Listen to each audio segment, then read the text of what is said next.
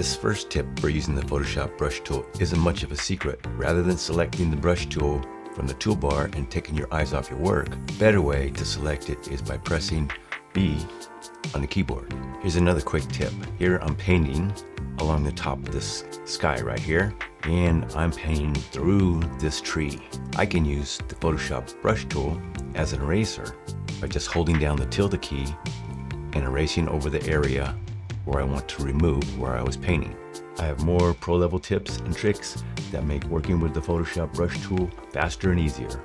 If you have your brush tool active, and if you see that your brush is acting kind of peculiar, you can come up here to the options bar and click on this arrow right next to the brush tool and come over to this gear and come down here and where it says reset tool, that will reset your brush tool. Also on the brush tool options bar, if you click on this arrow, it will open the brush preset picker. So this is where you can choose all your different brushes. What you can do is you could share your brush or just save it off to another location. Just select the brush and come up here to this gear and say export selected brushes and name it and save it. You can also delete an individual brush or a group of brushes. Again, highlight the brush and come up here to this gear and say delete brush and say OK.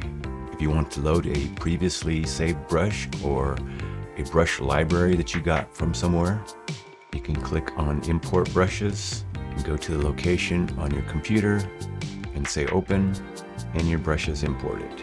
So that's saving and loading brushes. You can change the size and the hardness of the brush, but then you have to keep on going back over into your image and checking the size and the hardness. And so you're taking your eyes off your work. An easier way is to change the brush size and brush hardness with keyboard shortcuts. If I hold down Control Option and click and drag on a Mac and Control Alt right click and drag on a PC, dragging right to left change the diameter, and dragging up and down will change the hardness of my brush. Now as long as I have my mouse down, I can lift up off the keyboard and I could still change my diameter and my hardness of my brush. Alternatively, you can use the left and right brackets to change your brush size also. When using the brush tool, it often helps to know the exact center of your brush when you're trying to paint. You can show a crosshair in the center by enabling it in Photoshop's preferences. To open the preferences in Photoshop, Command plus K on a Mac or Control plus K on Windows. Once the properties window is open, click on cursors and right here where it says show crosshair in brush tip, click that and say OK. Now you have a crosshair in the middle of your brush stroke.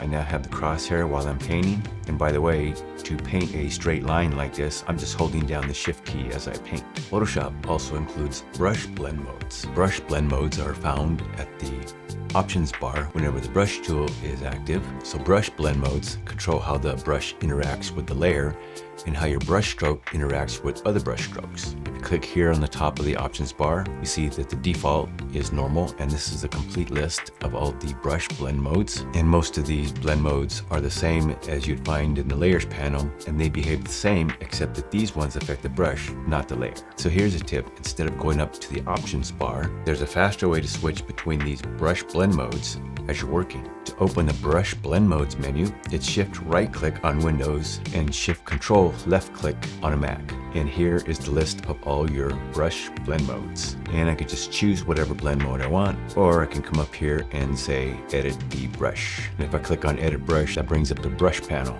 and you can choose another brush or any other option. If you're getting value out of this so far, hit that like button. Another important brush tool option is opacity and flow. So the opacity value is a percentage of transparency. 100% opacity is a full color stroke. If I want a different opacity, like for instance 50%, I could just type in A5, and then when I paint with that, you can see that it is more transparent. If I go back over it again, it's still the same 50%. If I let up on the mouse, click again, it's adding another 50% to it. So with opacity, you won't be able to build up a particular color stroke unless you let up on the mouse and then click down again. I like to work with opacity at 100%, but now that brings us to flow. So flow settings control the speed at which the paint is laid down. So a good way to change the flow value is hold down shift. In this case, I'm going to hit a 2 for 20%. I'm going to paint, and as I keep going back over, it's a slow build up of 20%. And so that's probably a better way to work, is have your opacity at 100% and have your flow determine how fast your color stroke comes onto your image. Many times with our brush tool, we may want to change the color that we want to paint with, and we may have come over here to this color swatch over here, clicked on it, and chose our hue and our lightness and our saturation, and just said okay. But there's a better way with something called the heads-up display color picker. Now if you're on Windows, it's Shift-Alt right click, and on a Mac it's press and hold Command Control Option and left click.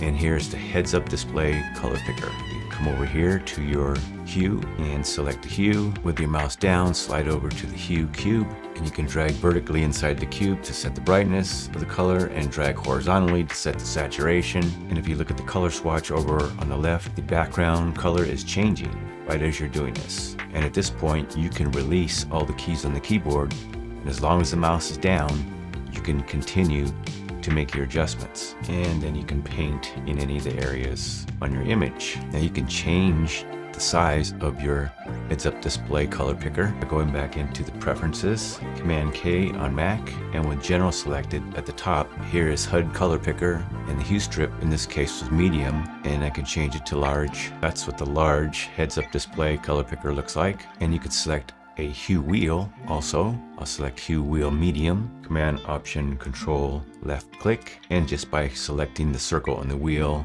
I can change my hue. Continue to hold the mouse down and click on the circle in the hue cube and adjust my brightness and saturation to something I like and paint. Now we're going to create a leaf brush, and it's going to be quick and easy. So first thing I want to do is I want to get rid of some of these extra leaves here. I'm going to use my eraser tool and just paint over some of these. I don't want that many leaves in my brush. There, that's good. And now I'm going to come up to Image Adjustments, Hue and Saturation.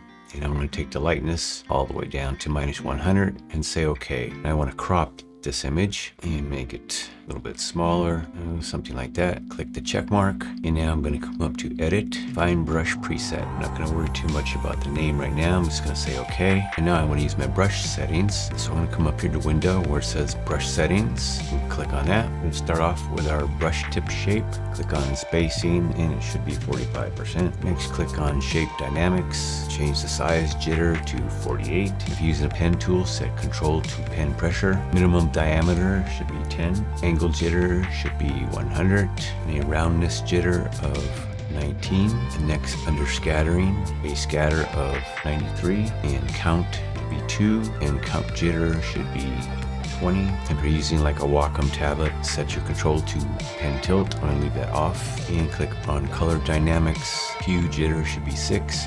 Brightness jitter should be 18. Everything else should stay the same. Come down here and click on this plus, which is create a new brush. Let's name this. Be sure include tool settings is checked and say okay. And now if I come up here and say new, it's just create a new document, and we can paint on this new document. And there's our custom leaf brush. If you're looking to learn more Photoshop tips and tricks, check out one of the videos on the screen now. If you like this video and would like to see more, consider giving us a like and even subscribing if you haven't already. And remember, it's never too late to learn. Thanks for watching. See you in the next video.